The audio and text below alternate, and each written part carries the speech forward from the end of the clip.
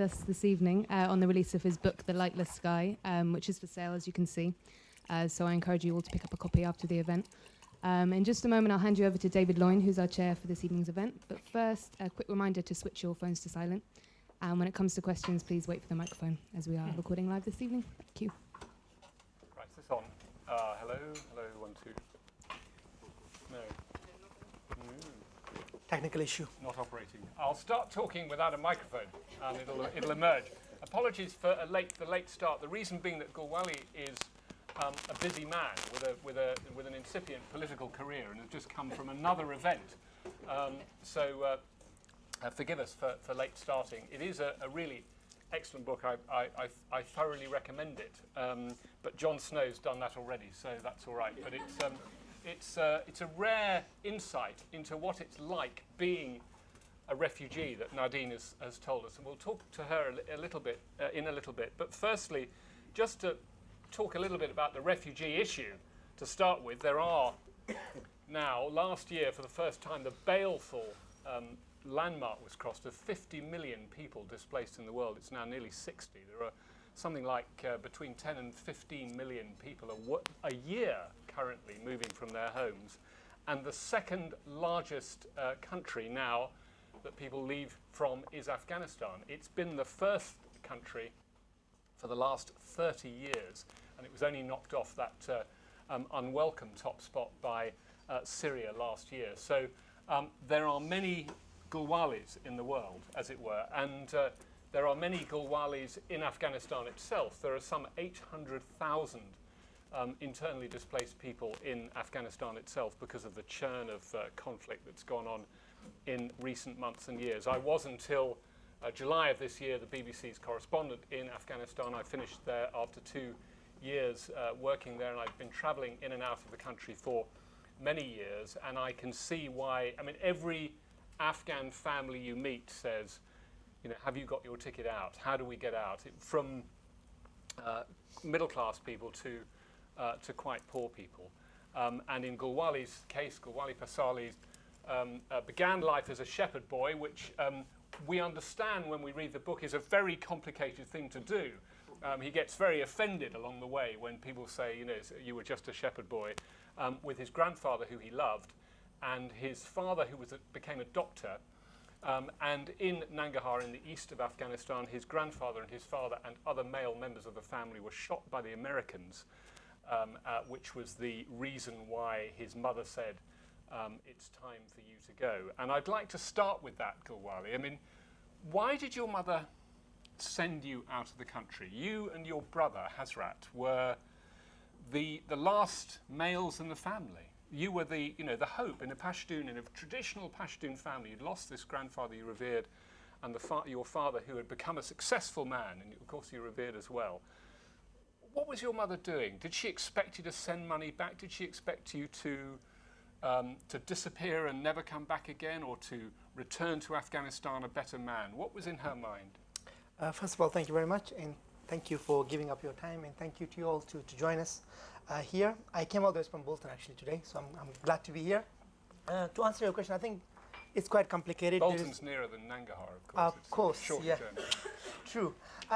To answer your question, I think it's not there is not a simple answer. So, one of the way I explain it is that there are ladies and parents in this audience that for mothers to decide to send her 12 years old and 13 years old son away to the unknown is hard. It's extraordinary, because I'm sure that she did not understood the implications and the dangers that I would face along the way, but also neither did I. I had no idea where I was going and what was happening. So the uncertainty was one of my main problem.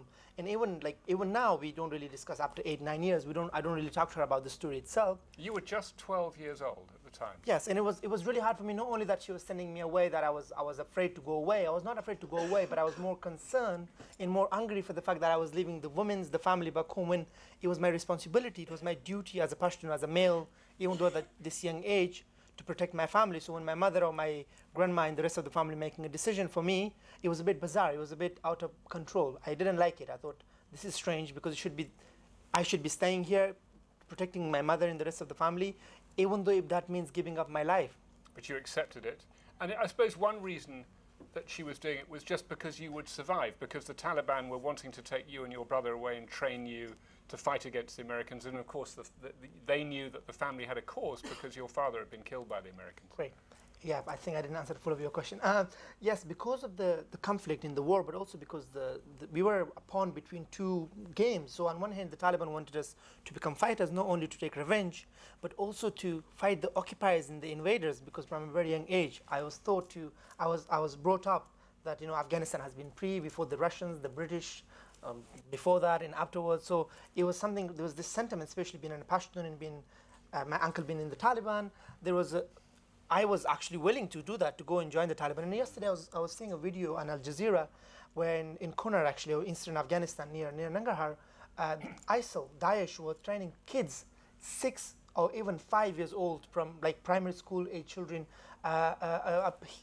brainwashing them from this very young age. And I think it's hard for us to understand this idea of how, if you're a young boy there, they don't want to take an old person or person who is mature. They want to take, the younger you are, the better they can train you, the better they can brainwash you. That's a terrible new threat to Afghanistan. We might come back to that a bit later. But at the time, she spent pretty well the family's life savings on getting you out of the country, several $1,000s. And why did she trust the smuggler to take you out? I mean, that's an extraordinary moment. Was he a family friend, or was he someone she'd found? This is the thing. I didn't know. So this was all done through networking, through family friends, through family itself. I didn't know how much money was paid until I got to Greece. It was about $8,000. $8,000. That I found that out when I was in Greece. So the system of the smugglings, which we explain in the book, is very complex and very complicated. In a way, it amazes me how organized and structured it is. Actually, it's more effective and efficient than the governments. The way they run the system, like it's sort of cash on delivery, isn't it? It is, yeah. I would be going from one place to another. The smuggler, the super smuggler, doesn't get the money until there's confirmation that you've reached the next point. But then again, that's sort of on instalments. True, but that's a bit fishy in a way. That how would they know? Because I haven't spoken to my family. How could they confirm? So it's about believing them. It's about, because you have no other choice. You are faced with very difficult circumstances.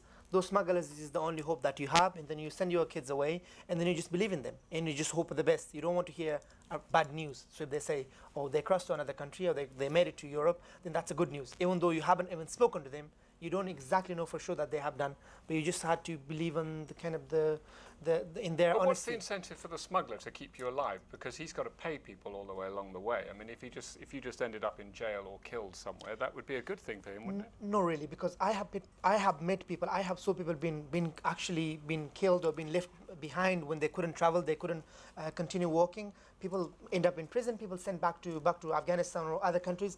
For the smugglers, it's important for them to maintain their reputation, to ensure that they're successful in getting people to Europe. It's a business for them. So if people get killed or people get arrested or they don't do their job properly, then people wouldn't trust them anymore. So this is words, I'm sure you understand in Afghanistan, words goes really fast. If they heard, oh, Gulwali is a great agent and he take a lot of people to Europe, then people will believe that. And then Pashtun-Wali, the code of honor, is more important than any sort of international bank. It's the code, that's the trust, isn't it? That works. And you started off with your brother Hazrat, but you split up pretty quickly. What was that like? Leaving home, leaving family was in a way dishonorable and immoral thing to do in my eye, but also I understood the implication of me staying or becoming a fighter or joining even becoming a intelligence gathering for the Americans or the Afghan forces. And then when I was supposed to be with my brother, and then mother is saying don't let up go each other, and then there we are in Peshawar separated, and then throughout the journey I was not only making my journey, not only missing home and things, but also I was looking for my brother. So I had a few things to do, no one. It wasn't just like I need to cross and I need to make the journey. Well, you can't quite see it from there, but there's a remarkable map at the beginning of the book, which I can highly recommend if you don't buy the book, you have a look at the map, showing you exactly how they went and in order to arrive in Britain. And there are return journeys, which must have been pretty depressing. I mean, there's aeroplanes and buses and horseback, and you end up in jail, you get shot at. You enter Turkey, I think, 3 times in the end, because you go to Turkey, then it goes up through Bulgaria, back to Turkey, back to Tehran, gets sent back, almost back to the beginning, jumps, and then goes forward again in this track. And it's an extraordinary journey. I think I say it isn't, because there are, as you said, there's thousands of other Gulwalis. I think it's just an ordinary story, but extraordinary in a sense there is no others. We haven't heard many others. I think there are people, Afghans or other refugees, with extraordinary stories, and they have been through more hardship or more pain in struggle than I have done. But it's just one of the examples, and that's why precisely the reason I wrote this book with the help of Nadine, is to give it a human face and to say, look, those people who doesn't have a voice, we should give them a voice. Now, some of the qualities of the people you met along the way, I think, are extraordinary. You split up with your brother quite quickly, but you meet up with different people who become firm friends, and you also get extraordinary kindness from strangers. I mean, of course you get beaten up and shot at and all the rest of it by the police, and at one point you're nearly kidnapped by sort of mafia smugglers who want to sell you on, and whipped. I mean, it's extraordinary stuff. But along the way, there's also the kindness of strangers. Yes, I think in one way, the journey made me who I am today. And I always see things happening for a reason. Those friends that I have become brothers. They become brothers to me. And one of the things about Afghans I love is that you meet a stranger Afghan, then you just become friends. But because we were all in the same boat, in a way, we were in the same journey, we needed each other's help, we needed each other's companionship in partnership. But because I was the youngest, I needed more than anyone. I was trying not to show my innocent side. I was always acting as though I was brave, I was strong, I didn't need their help. But those people that I met along the way, I will never forget them. They saved me in most cases. People like a friend of mine, Barale, all the way from Iran. He was with me till Istanbul, and then he was arrested. He's actually got into prison. He was sentenced to prison because of me and this other guy, because he was looking after us and taking care of us. And the police thought he must be an agent, he must be a human smuggler, and he will be a trafficker. So because of us, he got into a serious trouble. I think he was in prison for 3 months or so. Do you know what happened to him in the end? Yeah, he was released, and then he joined us in the second part of the journey. And then he was, unfortunately, he jumped out of the boat after 3 hours and was trying to push me too. But luckily, I didn't go, and he was arrested again. But he didn't make it to England finally. He did, and I met up with him after some time when I arrived, and we were in contact for a few years. So there are some friends I'm still in contact with, some of them I lost contact, and those are just a few people that I met along the way that I remember, because in some cases I would meet hundreds, if not thousands, or in some cases even over thousands, or sometimes I would be on my own. And there are, and you're shoved into the top of trains, and of course the boat trip itself, in order to get to Greece. You've never seen the sea before. Afghanistan, a landlocked country, never seen the Thanks ocean. to Britain. So yes, indeed. The borders all drawn in order to keep the Russians away from British India. My book, Butcher and Bolt, still available. Exactly, thanks to Britain. But you'd never seen the sea before. You end up on top of a boat that's sinking. What was that like? I think when I see the news stories in the news, people drowning, like this year so far, 2,000 people have been drowned. This is the number that we know, the statistic that we know of. And I experience it. It keeps me awake. I feel the pain, and I know what they go through when they go to the sea. So for me, it was terrifying to see the sea itself. And then we had to wait 3 days, 3 nights, near where the sea was at the boat, because the boat did not arrive. Food ran out, water ran out, and then when we go to the boat, we were exhausted. And then there it was. The boat was too small, and as soon as we got on, the boat was literally, the water was coming in. And then when the captain started moving with 120 bodies on it. And then there was we explained in the book, there was this thing in the water, like a sim. This was like security fence thing kind of thing. It just came out, and it was the most frightening thing I have ever witnessed. I thought it was like some kind of big animal or something in the sea. Just literally hold the boat in the ring, and then the captain managed to come out of it. And then after 4 hours or so, they had to take people down, 20 or so people, and one of my friends was in it with them as well. But then it took us 49 hours before the boat break down. It wasn't moving, 3 nights or so in the boat without water and food. Everything ran out, unable to go to the toilet, which was really hard. And my body literally lost moving because it went into sleep. Yes, I was the lucky one where I was in the top of the boat. Sometime I would be right next to the captain, but there were people inside. There was a small place where they were screaming, so much smell. So this was the whole journey was difficult, but this was the hardest part of the journey, where what could have been sent within minutes if the police has not arrived. Well, tell us a bit about what are human beings like in that situation after 3 days with no food and no water and drowning and potentially drowning? I mean, how do people respond? Do they? And they're all different nationalities. There are some Afghans. Some majority were Afghans. I think probably all of us were Afghans on this boat. because they separated us, the Pakistanis, the Iraqis, because we were making too much noise. We were like, we need to go, and then the guy separated us, saying, look, you Afghans never have patience, so just go, and then we were in trouble. So we were in this boat. We were alive in a sense that we were alive, but in actual fact, our body was dead. Without food, without having seen the sun or being in water, and being constant fear of drowning, or constant fear of being seen by the police or by the patrol, by the authorities, and being arrested or sent back. So we literally, I kind of lost sense of any sense, but also the people around me, everyone was thinking about themselves. But the issue was, again, we truly were in the same boat, and we were, as much as we thought about ourselves, but we were thinking about everyone else. There was no way that one person or two people can save themselves. So if we were supposed to save ourselves, all of us were supposed to save ourselves. If we were to drown, all of us would drown. So there was a sense of collectivity and collective decision making, that whatever happens should happen to all of us, and we are in it together. Interesting. And then you arrive at better and better countries. Greece first, and then Italy. And Italy treats you quite well. Why did you move on from Italy? Why Britain? Why is Britain this great magnet for people to come to? It's a great question. I think this is a very relevant and valid point that people ask me quite a lot, and I hope people will read the book and understand it in more details. But there are many different reasons. One was I was arrested in Greece. Of course, the police thankfully saved my life, but then put me in prison, which was usual by then. This was like the 10th month into the journey.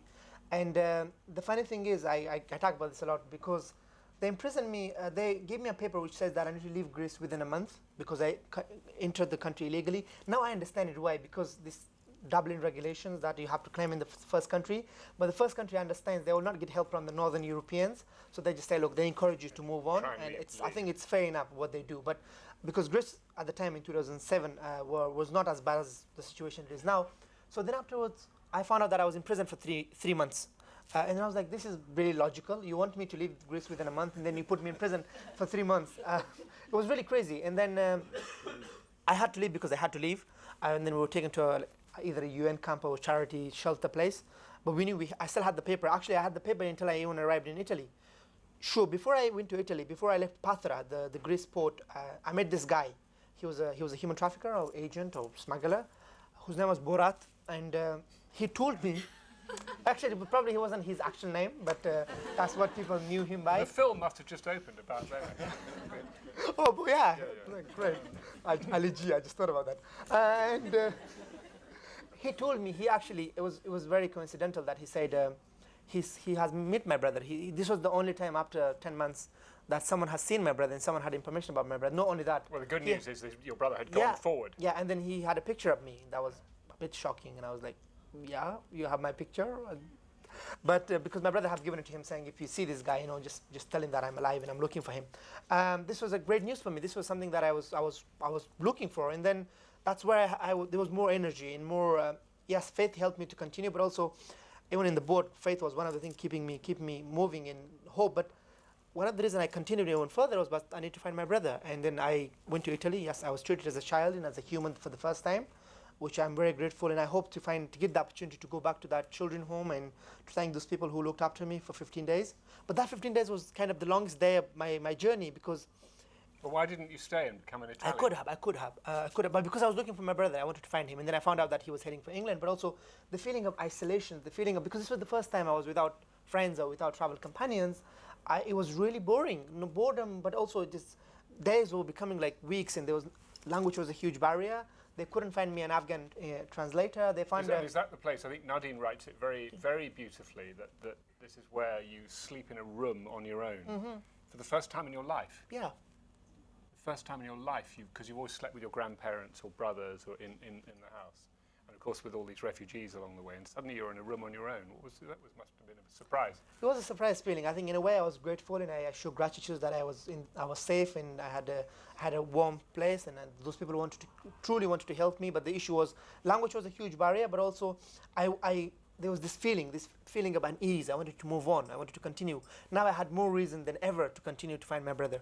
But there is obviously this great sense of political concern in Britain at the moment, and many people wanting more refugees and many people wanting fewer, and Britain seems to be the sort of the port of choice for as many of these people who can come here as they can. Apart from your brother, I mean, if you've been on your own, can you explain that sort of more sort of politically, as it were? What is it about Britain? I think there are a few reasons why people want to come to Britain. I think whenever I talk to people who are right-wing and I say to them, look, if people want to come to your country and you're so proud of being British, it's great, because it's not something that you should be ashamed of. It's something great, because people want to come and seek refuge in your country, wants to claim asylum and want to be in your country because there are opportunities and hopes.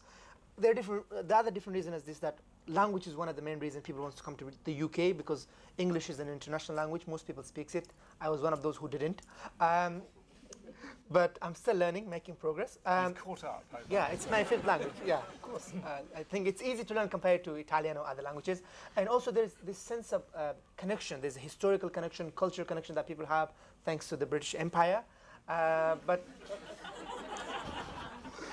I've been told not to be political.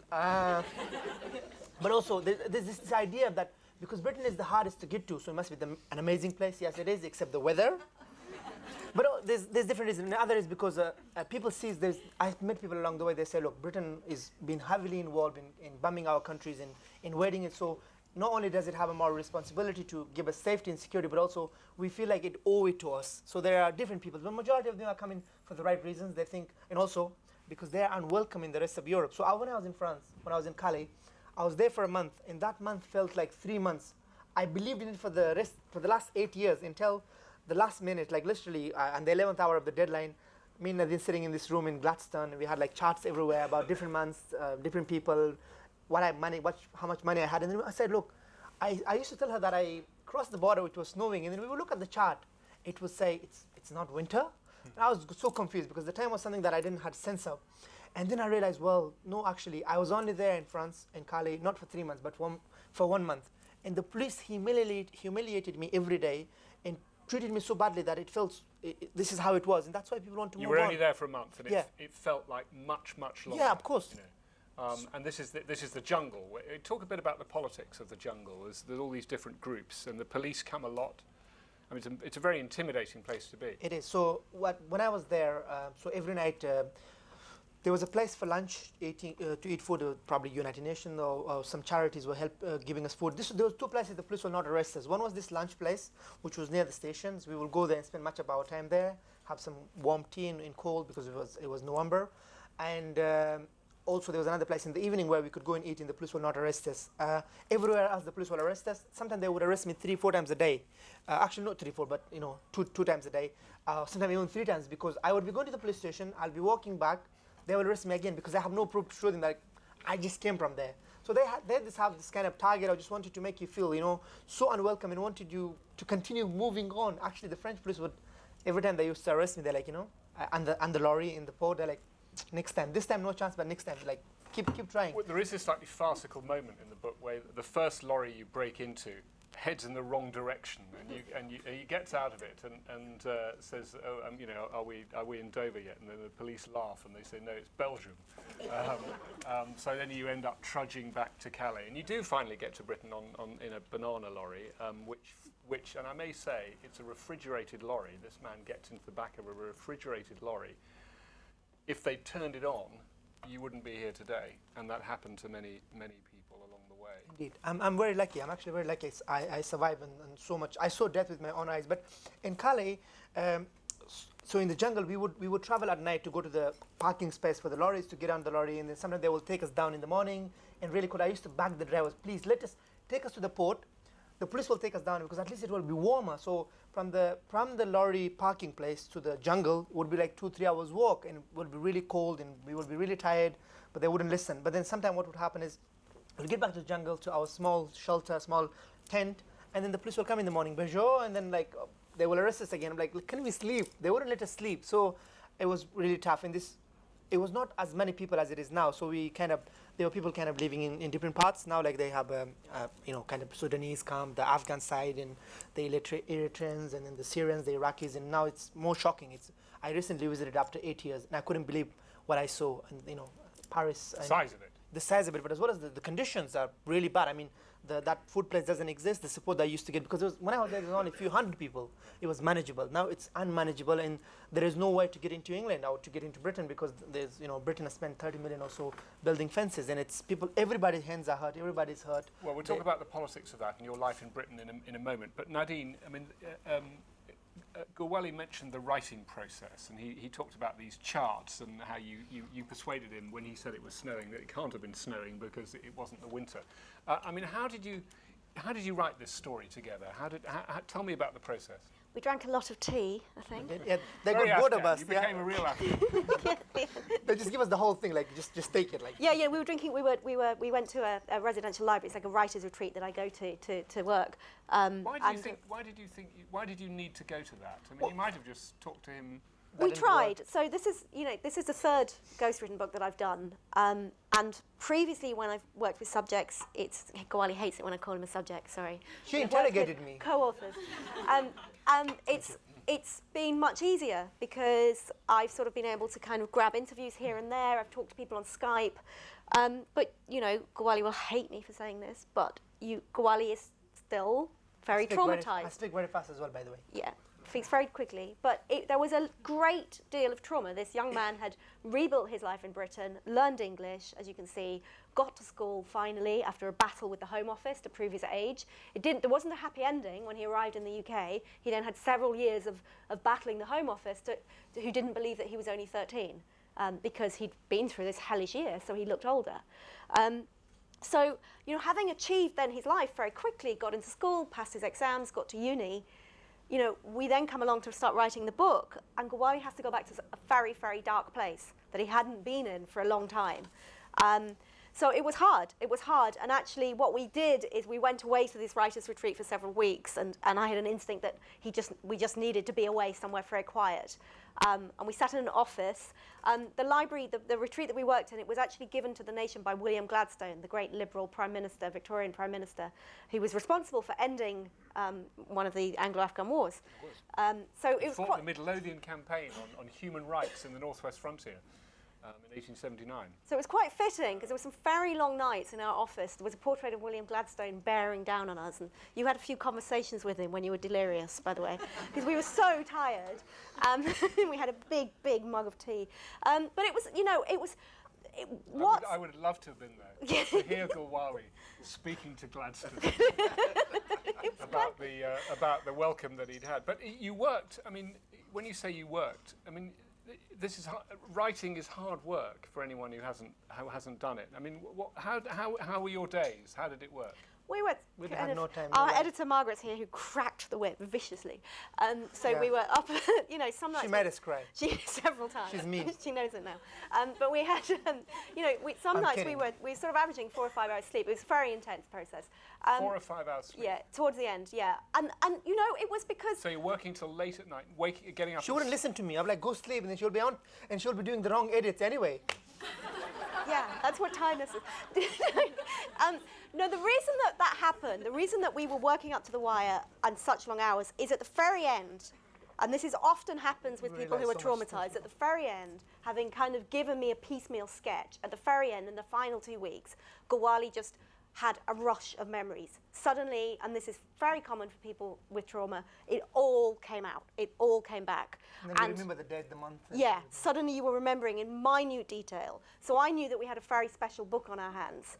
And Gulwali, I'm so proud of you because it was so intense, and I know it was incredibly difficult for you. And, at 5 o'clock or 6 o'clock, in fact, he was usually there before me, sitting there, having been through a painful day the day before. Gulwali would be sitting there the next day. And it was hard, but saying, come on, we've got to keep going, because you had this absolute determination to tell your story, and more than to tell your story, to kind of explain all of the things that people don't know about this journey. And I've been fascinated. I've been a journalist for 20 years now, and I've been fascinated by the story of unaccompanied children ever since I started my career on the Times educational supplement back 20 years ago, and I heard that word, unaccompanied child refugee, and I remember thinking, is there such a thing? Are there children who are sent halfway across the world? So it's a story I've always wanted to tell. So, for me, it was a privilege to be able to write this book with Gulwali. I wouldn't have worked with anyone else. They were like, you're too good. Oh, thank you. The only time we fell out, though, was we really fell out. Gulwali stormed. Yeah. Oh no, he's cracking his fingernails. Whenever he was cracking his knuckles, I knew I'd crossed the line. So it was that was a warning. But was the time we really fell out was Gulwali. I remember he came down one morning after breakfast and said, "Yeah, I read those chapters last night. You have me crying again." I didn't cry. And I said, "Gulwali, you were 12. I think you probably did cry." "No, I didn't. I was 12, but I'm an Afghan 12-year-old. Don't cry." "Gulwali, all 12-year-olds cry. You were away from your family and your brother. I think you cried." "No, I didn't cry." "And take it out." And I said, "No." And he said, "Take it out." "No."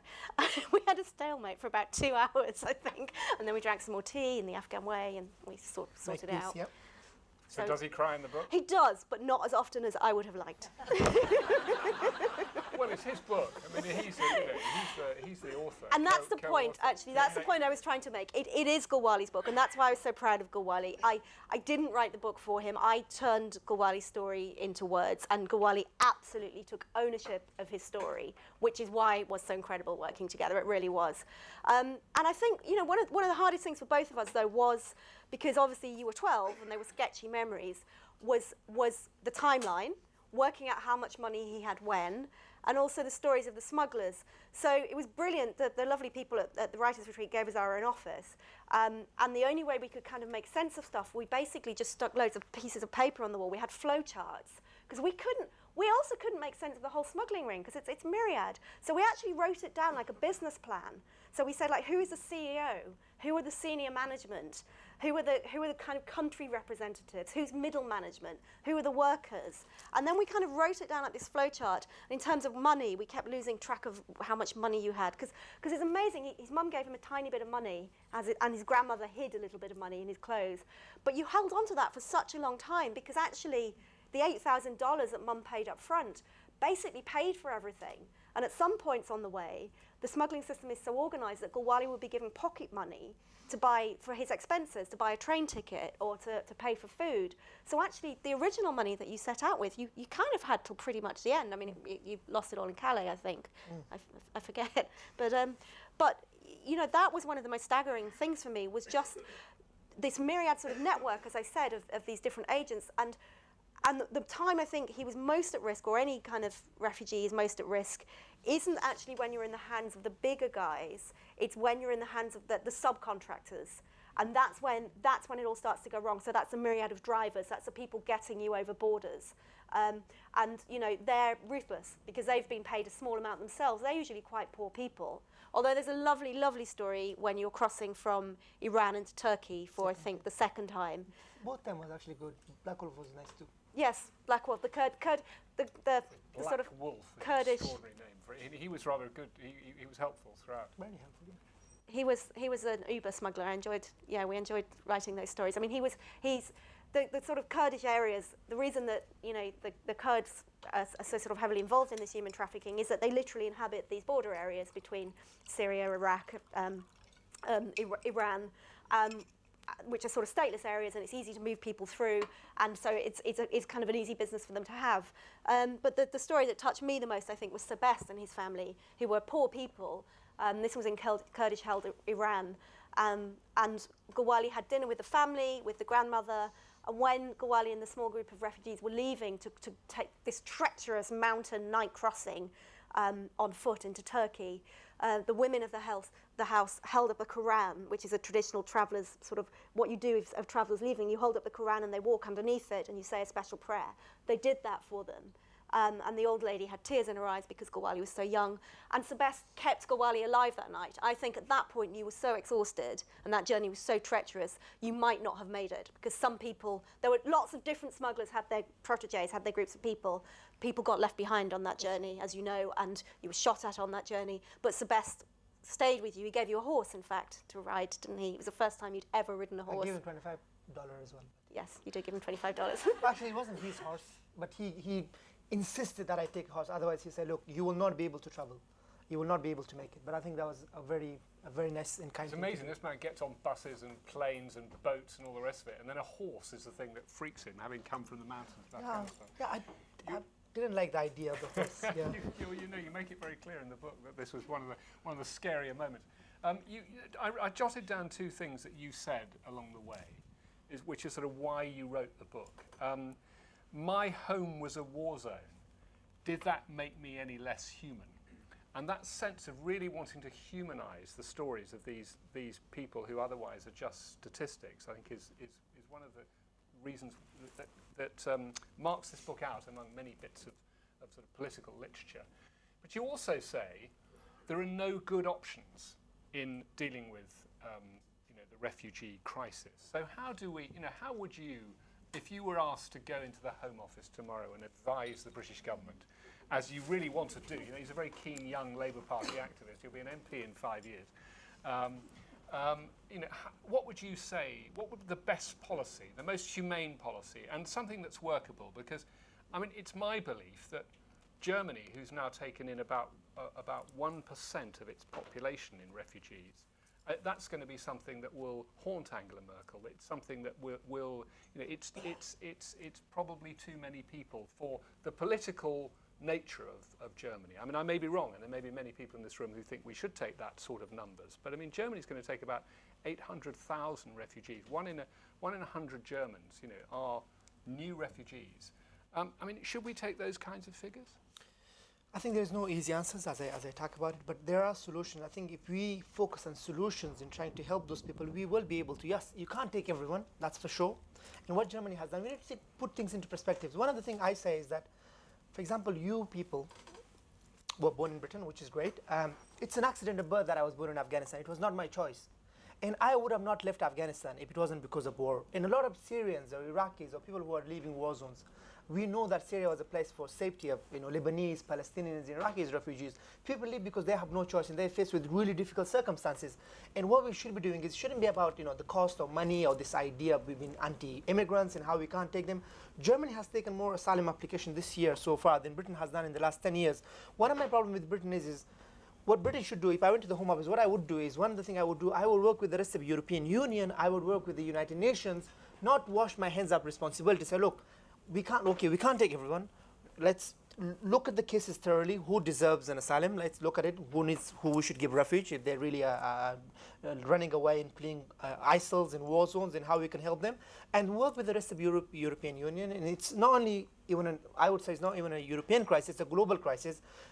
Britain is best at when it's on the table. When Britain is there working with Germany, France, and the rest of Europe in saying, look, let's have a fair system of distributing those people. Let's dismantle Kale camp. Let's have a place in the border states or Balkan where we process refugees, or even better, let's allow people to claim asylum in their third country, in Turkey or Pakistan or other places, through the embassies. Yes, in its political will, in its money, in its resources, it's doable.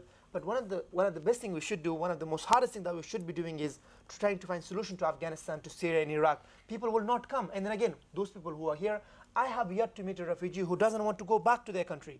Yes, when people come here, they contribute. Some people are very educated, some people have the skills and knowledge, but at the same time, there are no easy answers or easy solutions. But what we are doing right now is not enough.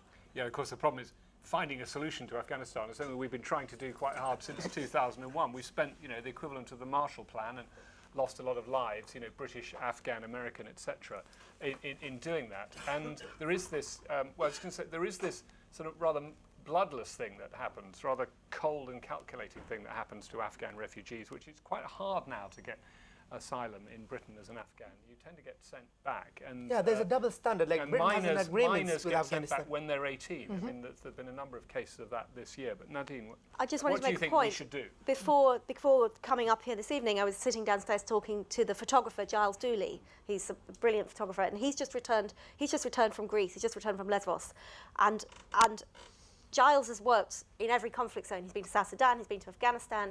For those who know him, he's a tough guy.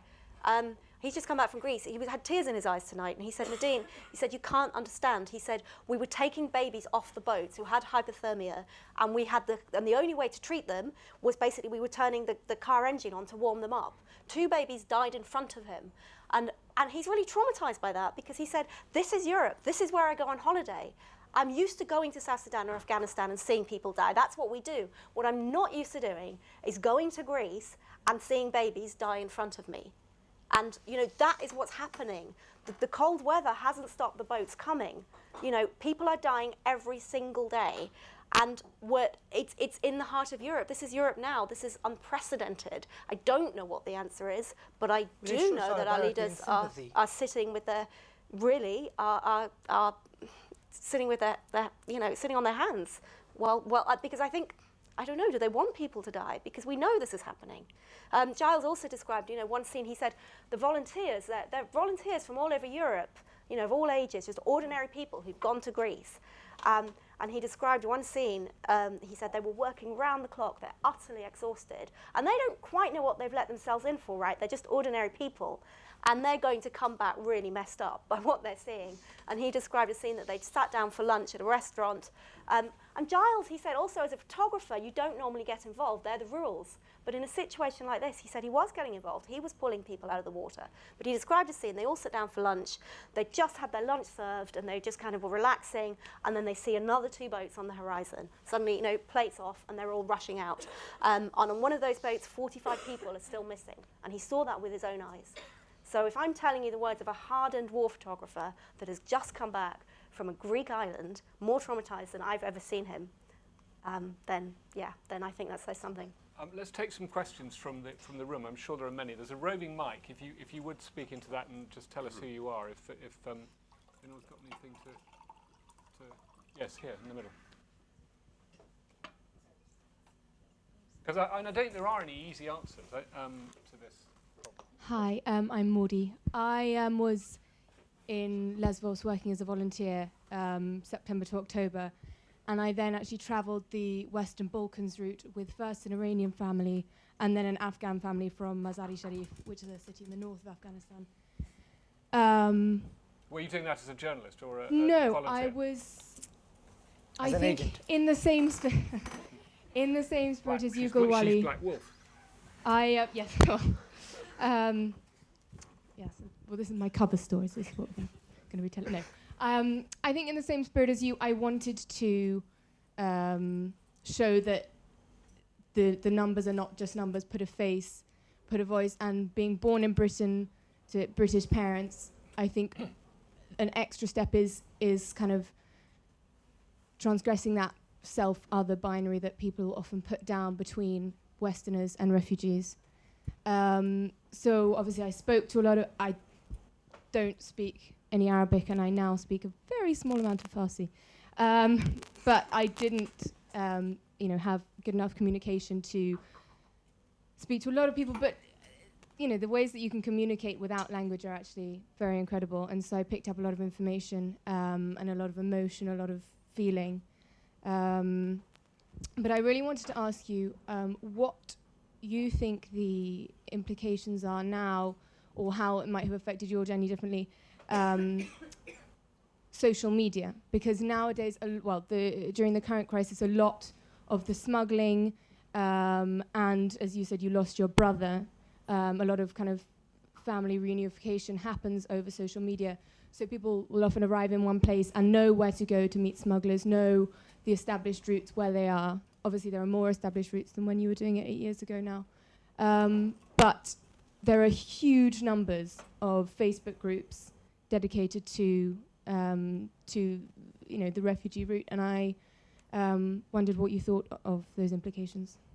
Great. I think first of all, it's great that you went back into to help and support. And I think this idea that we have privileges and we shouldn't be afraid to share those privileges and to help people.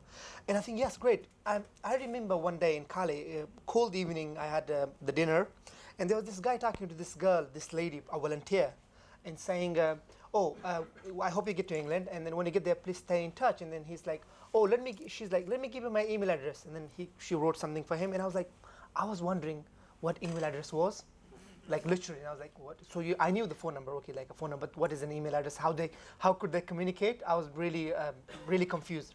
So then this idea of social media, it didn't exist, or maybe it was, I wasn't aware of it. And I think it's great to see, I went to this welcome march where 100,000 people came out on the street of London to show solidarity, ordinary people saying, refugees are welcome. And I think I used to feel hopelessness, and I feel this anger and as well as frustration that why are not people coming on the street? Why are people not pressuring politicians and government to do more in policymakers? But it's great to see that is happening. I think the implication of what's happening now, I mean, people are taking because they see the government has failed. Like there are a lot of British people are going to Calais, going to like you went yourselves, and people are going to helping out in refugee camps in the jungle as well as other places, because I think people have this great sense of moral duty and responsibility and this sympathy and love towards those humans who are fleeing. And I think social media is a great help, but as well as it does cause problems too, because I have heard stories recently of like how people are getting in touch, like smugglers and traffickers are using social media, and how they could deceive you. You don't know them. Like it's not the way it was done for me. It was a very traditional way, and it was more trustworthy than it is now. So it's hard who do you trust, and then now you But could. it could work both ways. It could, Because yes. of course there were real people you met along the way who turned out not to be trustworthy. True. I mean, I wonder if you were a 12-year-old Gulwali now leaving Nangarhar, you'd have a smartphone potentially. What difference would that make to your journey? I think I get loads of messages recently, especially I visited Calais twice and I met people there, and I get so many messages from people in Calais, in the camp. And one thing I noticed when I went there, people didn't have food, but they were all charging their mobile phones and like and a generator, and I was like, okay. So I think it would be completely different now. And I wish I didn't have to make this journey. I hope that no other Afghans or other people will make it. But smartphone and social media and knowing what is happening and what is coming. I mean, the thing is, people see these videos how bad things are in Europe and crossing borders and being shot at recently. Afghans were shot at a by a Bulgarian border guard. But people know because their situation in the countries is so bad. They're like, whatever it is, at least it's better than Afghanistan. At least your heads will not be chopped up by Daesh. And so I think if I had to make the journey now, it would be impossible. Like now, like if I had to make the journey now. It would be impossible. Yeah, it would be impossible. Like for me, in the suffering that I went through and the things that I have seen, and to make it again, it would be impossible. Because, are there any more? Yes, at the back. Actually, the way it's become easier. Say, for me, it took me a year. Now I see people. I travel a lot. I was in Helsinki this weekend, and I was in Brussels. I met Afghans, and they made it to Europe in a week. So people are making it really fast because there's huge flow. Hi, my name's Adrian Matthews. I work for an organisation called the Children's Commissioner for England. Thank you, first of all, for your book, both of you. It's been an absolutely fascinating read. One of the things that really struck me is how resonant it is with, not just as a historical document, but what is going on today. I've got so much I want to say, but first thing perhaps is that the numbers of people currently in Calais is somewhat overblown. We tend to think of it in England as, kind of the major part of the European crisis. It really isn't. 3,000 people in Calais, another 1,000 in Dunkirk is small beer compared to the numbers that are arriving every day on Greek islands. Second thing I wanted to say is I think, Gulwali, your book can teach the Home Office and government an awful lot about the way they process and think about children, unaccompanied children who arrive in this country, and how they go about looking at their claims. I think some of the ways you express things, for example, around that you wanted to tell your story but you didn't feel safe to do it, and yet immediately children are slotted into an adversarial asylum system, expected to speak to a range of officials who they don't really know, can distinguish from one from the other, repeating your story all the time. And perhaps the most pernicious thing of all, having your age disputed and told that you're not believed about how old you are. And let me tell you that if anything, things are much worse than they were when you first arrived. Using our own powers as Children's Commissioner, we looked at what's happening in Kent earlier this year, and between December last year and March this year, we asked for a detail of all the children all the young people who have been claimed to be children who went to Kent. Over half of them are disputed about their age, and now, since the numbers have gone up since June quite dramatically, that's going to get worse because the pressures on Kent are simply enormous. And they haven't got the social workers. We know, for example, recently that there are up to 200 children in Kent who have not even been allocated a social worker, so haven't got a care plan, are sitting in semi-supported accommodation, and it's a real problem.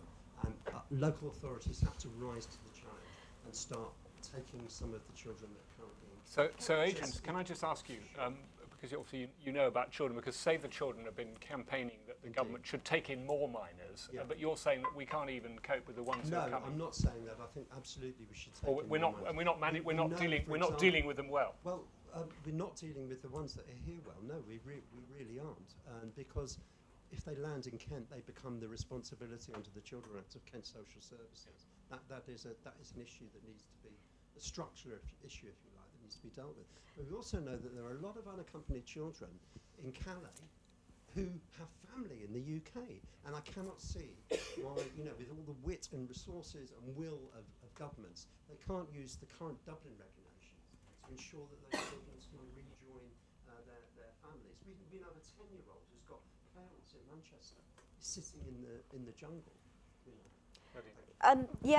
Just to pick up on that, Kent is utterly overwhelmed. They've used up every foster carer they have, as you said, 200 children without a social worker. And then in that pressure, it becomes all too easy, unfortunately, for local authorities to just say, well, actually, you're not a child, you're 16. Or because, then they don't have to have the same level of care, they don't have to go into foster care. It's a huge issue. And this issue, you said about Calais, that's insane. There's a 10-year-old sitting in Calais whose parents are in Manchester. Calais is, for me, one of the things that people in this country, when I talk to people, they understand the least. One of my friends said to me recently, but what I don't understand is when they arrive at Calais, why can't they just form an orderly queue? Why do they just have to be so kind of rough and climbing on things? And once I put my jaw back up, and this was an intelligent woman, I'm not going to criticise because this is an intelligent woman. And I said, what is it you think they're forming a queue for, or could form a queue for? And she said, well, there must be some officials there. There must be people telling them where to go or what to do. And I said, well, no, there really isn't. There really isn't. The police kept arresting Gulwali, and then they send him back to the jungle, and then he tries to get on a truck, and then they arrest him again, and then they come and burn destroy the tents, and actually it's a game that's played in Calais. The French police know it's a game. Like so many times you said, the French police used to say to you, "Yo, bad luck, next time England." It's like a joke. It's like a sick joke what's happening at Calais. And there used to be an asylum processing centre there, but the British government made the French shut it down because they felt that it was attracting more people. Thank you for making that point too, because if you read certain sections of the media in this country, you think that there's an army of 1 million people amassing at Calais. There's not. There's 3,000 people. There's 1,000 in Dunkirk. The figures are actually not nearly as big as we've all been frightened into believing. Well, no, and compared, of course, 86% of refugees and internally displaced people in the world are in developing countries. Not waiting at Calais to get here. Gulwali.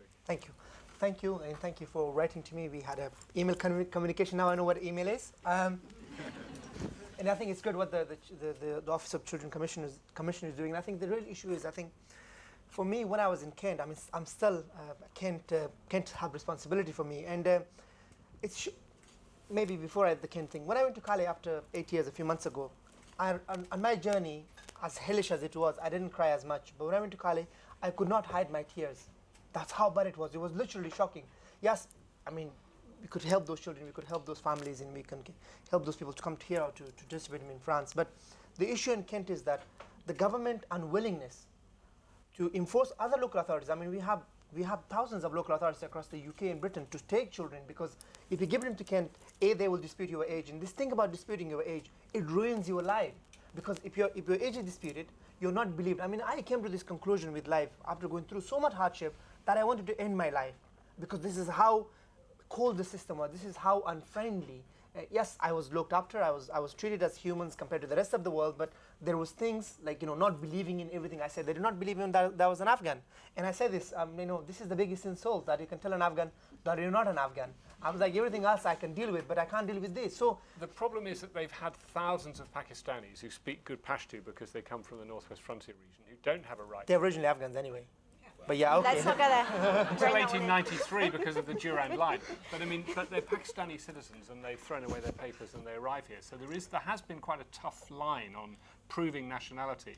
But I think failing an age test, which is what you did when you come here, having suffered all this at 13, and you know when you're born.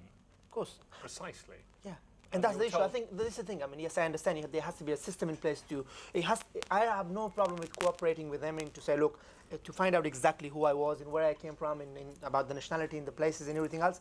But the way they were doing it, I would sit there, talk to strangers for hours. They would treat me like really humiliates me. But then there was no point. And then I would be in trouble because I haven't told the same thing to my caseworker or to my solicitor that I have told him. And then I'd be like, look, I had enough of you guys. I just don't want to tell you anything, like, because you wouldn't believe me. So there's no point in me telling you anything. And I think the system could get better and it should get better. And I think there are a lot of people who wants to help, even with the Home Office, with the social services, but can't cope with it on its own. And the rest of the UK and the government needs to intervene to help those people. And again, it's more people are coming because there's more people in Europe. And I think what we need to put into perspective is Britain is 23rd in the world for taking refugees. 1 in 10 refugees are in Europe. 9 of them are not anyone in Europe. And I think we should do more to support and help, Jordan and Turkey and other places, Lebanon, where 1 in 4, 1 in 5 people are refugees. And yesterday I was watching the news, there's flooding in Iraq where the Iraqis displaced people as well as refugees are living, and they're not getting much help and support, which they should from the international community, including Britain. Yeah, I mean, just so for people who don't know, there's, we're talking about the Syrian crisis we can't cope with. Lebanon, 1 in 4 of the population is now a Syrian refugee. There's something like 1.5 million Syrian refugees in Lebanon, a very tiny country. How many are in Jordan, Joe? Can you help me? Okay, I think Jordan, a similar number, I think about 1.2 million. It is always developing nations, it is always the poorest countries that actually take the biggest refugee burden.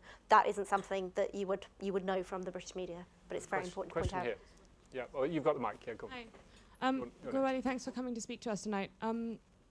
I live in Afghanistan right now, and one of the most inspirational things I see is the number of young Afghans that I meet who are like, we're going to stay and fight for Afghanistan.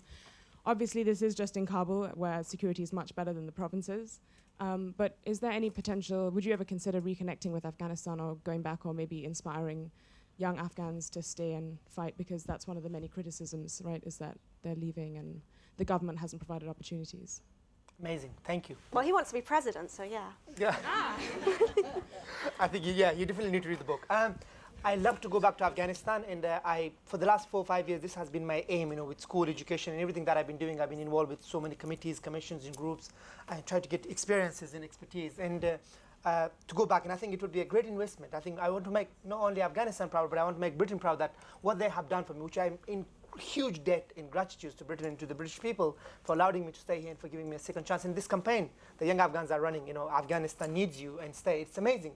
But the issue is there is huge insecurity. I mean, in Nangarhar, my province, used to be somewhat peaceful. Now there is Daesh, there is ISIL, and I mean the Taliban are somewhat, you could talk to them, you could you can communicate, but Daesh is no communication. They will chop your heads up if you go against them. It's unbelievable. So people are living, yes, there is huge unemployment, inequality, oppressions, but mainly because of security reasons and even Germany has started a campaign to say, look, don't come, which is kind of a double standard in a sense. They will take some, they will not take Afghans. And I think I have been working with Afghan youth in the UK and across Europe. I do a lot of traveling, and through social media, I discourage people to come, but I understand why they're leaving. And hopefully when I go back, one of my main aim is to ensure that young Afghans from Britain, from Europe, the educated one or non-educated one, to go back to Afghanistan. If we don't rebuild our country, who else would? And I think, I want to make sure that a mother will not have to send another 12 years old away to the unknown and to the risk that I face. So I have huge obligations, or I have huge responsibility on my shoulder that I feel like using my education and experiences to go back one day in the near future. I hope things will get better, security and peace, but I have to go and contribute to it, and I have to play my part. And I think as a citizen, not only I used to be very nationalistic and still patriotic, but I feel like I'm a global citizen, but still I have a more responsibility towards Afghanistan than anywhere else. Afghanistan needs me more than Britain or elsewhere. So being in Britain now, I contribute. I will do more as much as I can. I haven't wasted, for the last 4 years, I have not even wasted a day not giving back, because I'm so grateful for the opportunities that I have. But I definitely want to go back, and I will encourage other Afghans and empower them to go back too. Another interesting point is you're often asked, are you going to bring your family over? You might want to expand on that, because you're... Yes, I think I could actually bring my family here, my mother and my siblings, whom I've not seen for 9 years. And recently my little sister passed away as well, which was really sad for me to, it's shocking that she did that. I didn't see her for 9 years, and she was a little girl. She was only 12, 13. So for me, the sacrifice of being here, when people tell me to go back, I get these hateful messages on social media or on the comments and articles. I'm like, I love to go back. I want to be there. I don't want to be here, but I want to come to Britain as a civilized person. I want to come here to study, to work, with the proper means, proper documents. I don't want to be called illegal. I wish I could come in a different means, but this idea of bringing my family here, yes, I could do that, but I will not feel comfortable about that, because I feel like if every Afghan or every refugee brings their family here, then we don't have the same feelings or the same sympathy, or maybe we'll have the same sympathy, but we're not the same responsibility towards doing something there. So when there's a bomb blast, I live in constant fear for my family, but I think my family is not more important than any other Afghan family. If somebody is losing their child or somebody is losing their mother, my mother is, those people, when someone dies, they are somebody's mother or they are somebody's son. So because of my family there, I'm more obliged to go back and do something about it. So that is one reason I don't want my family to come So here. the answer is no, you're not. You don't want to bring your family. I'm really grateful for the question. I mean, I think I find the youth of, Kabul University, tremendously inspiring in the way that people talk there. But they're coming out of university and there aren't many jobs. Yeah, So jobs. it's really difficult. Can you talk a little bit about Hazrat, your brother, and then we'll take your question, because he did go back. He's an interesting guy. So you finally met up with him in Britain through a chance coincidence, really, Indeed. and then you were living together, and then he went back. Why was that? Yes, when I was Rome, I found the guy who the agent told me about, and I found him. He took me to his house. He told me everything about Hazrat, and that's how he ended up in England. But I still had no contact, so I came to England. We found each other, which was brilliant, which was amazing. But then Kent wouldn't allow me to live with him, and Kent would literally, yes, let's not go there. But and then in 2016, when I officially turned 16, in 2010, I was my last year of school. My brother had to leave, even though I lived with him for a few months, which was good. After a lot of legal battles to be allowed to live with him, and then to challenge the age dispute and everything else, he had to go because I talk about it in the book briefly, but it's another complicated story. Is that my mom's life was at danger now, and I've been asked this question sometimes. When you were coming, why didn't your mother came with you? Why just you? I'm like, well, sometimes women are not at great risk as well as boys are, because this idea of Pashtunwali and this idea of honor. So women are kind of looked after or not harassed as much, such as boys are in trouble. So Hazrat has to go back because my mom and my family life was a danger. It was an extraordinary decision for him to make. I was actually willing to go back too, even though what I went through, what I experienced, but still I was, because my mother is everything to us. If my mother is not there, what is the point of life? She sent us away to save us for our own safety. And I say this, she saved me, but she lost me too at the same time. So brother had to go back, which was really difficult. And then he went back home, and then he met everybody, he met the family, and then he got married. And then he got a child as well. He spent 3 years there, and then things didn't work out. He was kidnapped, he was taken to the training camp, and then literally he has to escape again, and he has to make the same journey, not only leaving mother and siblings, but leaving his wife and his child back there. And then thankfully he made it safely back to Britain, and now he lives with me. So his wife and child are in Afghanistan. Yep. So and he made the journey Twice. Yeah. So. Hi, my name's Nadeem. Sorry, can you hear me? Yeah. I'm Nadeem, and all this talk of the dilemmas of people leaving family behind and whether to leave the country or not really resonates, because my father's family's from the north of Iraq, and last summer their town fell to Daesh, so they're now in another part of Iraq, and the lady talking about how they're taking over parts of, or becoming stronger in Afghanistan horrifies me. My question is, I'm hearing a lot of people in the political scene in Britain saying, okay, we should accept X number of Syrians, but the countries like Afghanistan, and to a lesser extent, I'm even hearing Iraq, they're not countries at war, so we can afford to be harsher on people and to toughen the rules on Afghans and Iraqis trying to get into our countries. I guess I know what you are going to say, but do you agree with that, and how does it make you feel?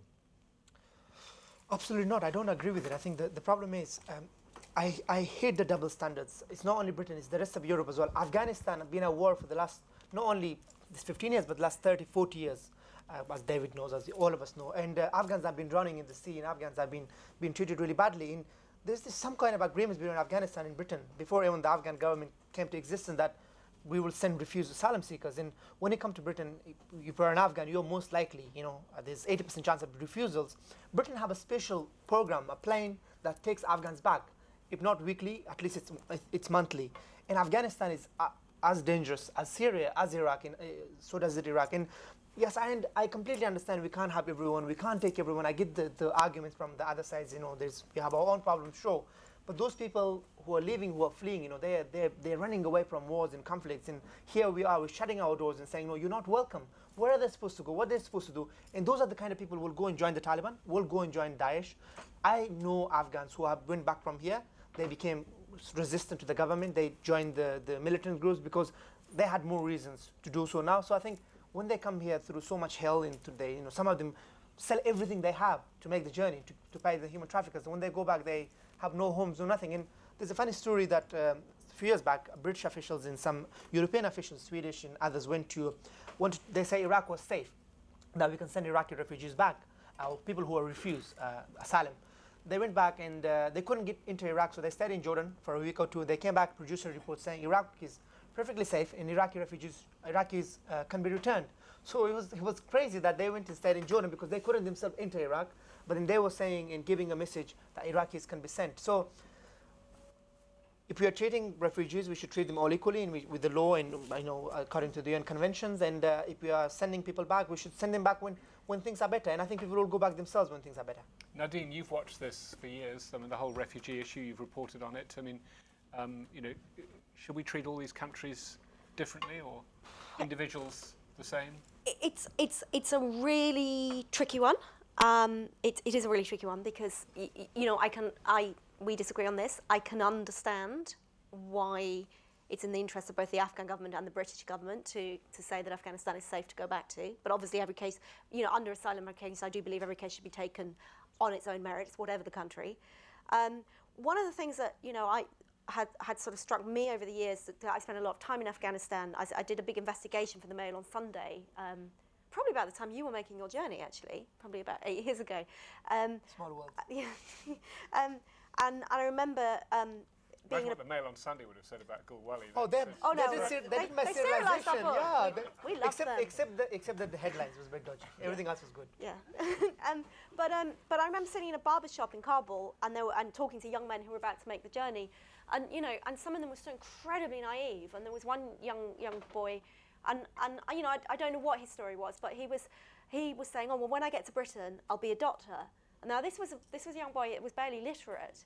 And he said, the British government, they'll pay for me to go to university and be a doctor. And the photographer I was with was really losing her rag. She was going, no, they won't. Stay here,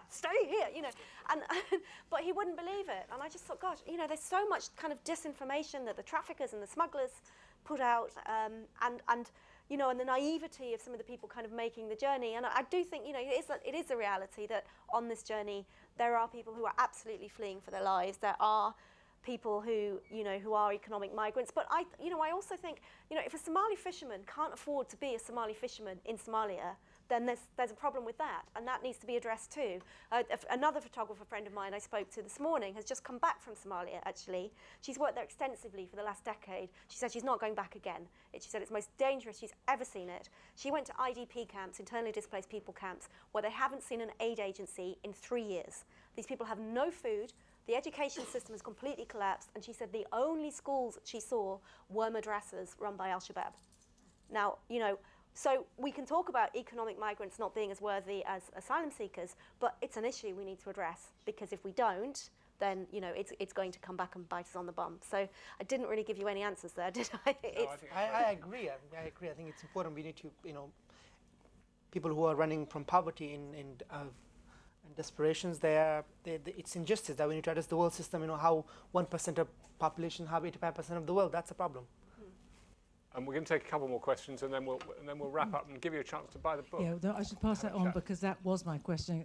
I wanted to move from countries of origin to this distinction that people talk about as if it was natural. Oh, we've got to separate the economic migrants, send them back from the refugees and asylum seekers. And I wonder whether you agreed with that, because I think it's not only a dubious distinction, but also one impossible to establish. It is very dubious, and I think it's very interesting as well in terms of the sort of public sympathy. So, there is an outpouring of sympathy for Syrians right now, and I think there should be. And I think Merkel's actually, I know it's going to be difficult for her, but she's done a very smart thing by taking in this many Syrians. Syria was one of the most secular countries in the Middle East with a highly educated population. She's just got herself a big economic advantage. She's got herself a whole bunch of doctors, lawyers, educated people. She knows what she's doing. She's not dumb. But Eritreans, There's massive numbers of them on the move. Eritrea is this sort of fascist dictatorship where there's torture on a daily basis. They're equally as worthy, they're equally as in need, but you don't have the same sort of outpouring of sympathy from the public as we do for the Syrians. And I find that quite interesting. Again, I don't have easy answers for it. It's a big problem because then it multiplies the numbers, but at the same time I think there is no moral or practical possibility of distinguishing the sheep from the goats in that way. There isn't, but if you take somewhere like Eritrea right now, Eritrea is so bad that nobody would want to stay in Eritrea if they could. Now, obviously, we can't just take the entire population of a country and put them somewhere else. So, again, what do we need? We need renewed diplomatic efforts, and I think climate change. Oh, climate change, just to scare you all, everybody talks about a flood. So there are predictions that by 2050, which is only a few years away in our lifetime, by 2050, there could be up to 50 million climate change refugees. Exactly. So, the Daily Mail talk about a flood? Exactly. Yeah, literally, that's coming by okay. 2050. Can I just finish, Gulwali, with I mean, your story after you arrived in England is a tale of sort of you constantly defeating expectations. So firstly, they tried to tell you were 16 and you prove you were 13, and then you get to school and they say, oh, you'll never get anything, and you get all these, you force them that you're going to take GCSEs with the other kids, and you get all your GCSEs. I think you got 2 A's and a B at A level. Again, when they told you that you weren't going to get anything. So there's this constant sort of mismatch of expectations against an asylum seeker and the intelligence and hard work and grit of this man. And then in 2012, you end up bearing the Olympic torch through the streets of your adopted town. What was that like? Great, I think it's a good question to ask. And I think for me, I have a problem generally with the British society as such. They have low expectation of young people, particularly, for example, K-leavers. My university, Manchester, 40,000 students. 5 of us up to 40,000 are K-leavers because there's no aspiration. They're like, oh, if you're a K-leaver, then you wouldn't go to university. Schools in places like, they demotivate you. And I was like, no, I'm not having this. I was the only person in my math, science, English class, not praising myself, but the only person who got a C or above.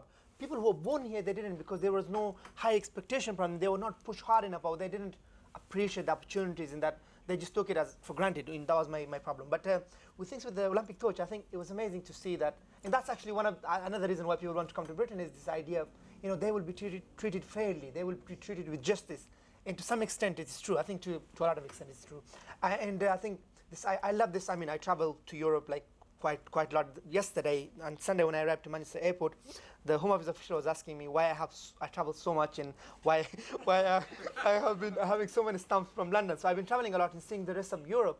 Now, thankfully, I had the chance to travel. Amazing. Britain is an amazing place in terms of multiculturalism, in terms of diversity, and we need to keep it up. So when I was, all of the community work I was doing, all of the youth activism, campaigning, and youth representation work I was doing, and I was given the chance to have a voice, which was something that I never had. As a young boy back in Afghanistan, you have to shut up if the older people speaking, even though if they're talking rubbish, you have to shut up because you're young. But in Britain, I had this chance to sit around the table with Michael Gove, to sit around the table with secretaries of states, to meet the Prime Minister, and to talk about youth policies, not only refugees issues, but talk about global stuff. And there's 4 things I'm very proud of. To carry the Olympic torch, I was recognized for my contribution in community work and to get into the University of Manchester, which I never thought it will happen, that I get into such an institutions or any university, in fact, because I was struggling with my studies. And then to speak at TEDx Manchester, I was given the chance to speak at TEDx, which was great. And then to write the book, but also my school recently named an award after me. It's called Gulwali Passarlay Award for Overcoming Adversity, and it makes me proud the fact that I was only there in that school for 2 years. Every year they invite me to be a guest of honor, to present awards and certificates, and then to have an award after me is the legacy that I want. This was the kind of legacy that I wanted to leave. Not only did I want to get a good GCSEs and get 8 A to C's, but also make sure that I have this legacy. But carrying the Olympic torch was once a lifetime opportunity, and I'm forever grateful that I was one of the 8,000 people to carry it. I'm going to take it with me back to Afghanistan, put it in the museum. This will be the only one there. And so yeah, it was incredible, to see people on the street cheering you on, and it was great. It was a great experience. I wouldn't forget the day. It was 23rd June 2012. It was in Burnley, so not really in Bolton, but about 45 minutes drive. And I went with my foster family that took me there, which was great. And I really felt,